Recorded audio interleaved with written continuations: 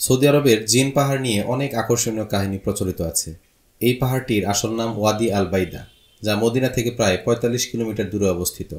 এই পাহাড়ের সবথেকে বড় রহস্য হলো এখানে গাড়ি, পানি বা অন্য কিছু ঢালু পথের বিপরীতে অর্থাৎ উপরের দিকে গড়িয়ে চলে। সাধারণত মধ্যাকর্ষণ শক্তির কারণে সবকিছু নিচের দিকে নামে, কিন্তু এখানে ঘটে তার সম্পূর্ণ উল্টোটি। এই অদ্ভুত ঘটনার পিছনে দুটি প্রধান ধারণা প্রচলিত আছে। স্থানীয় এবং অনেক পর্যটকের বিশ্বাস, এই পাহাড়ে জিনদের একটি অদৃশ্য জনপদ আছে। তারা নিজেদের শক্তি দিয়ে গাড়ি এবং অন্যান্য জিনিস উপরের দিকে টেনে নিয়ে যায়। এ কারণে পাহাড়টির নাম হয়েছে জিন পাহাড়। অনেকে মনে করেন এই জায়গাটি জিনদের বাসস্থান এবং তাই এখানে এমন অলৌকিক ঘটনা ঘটে।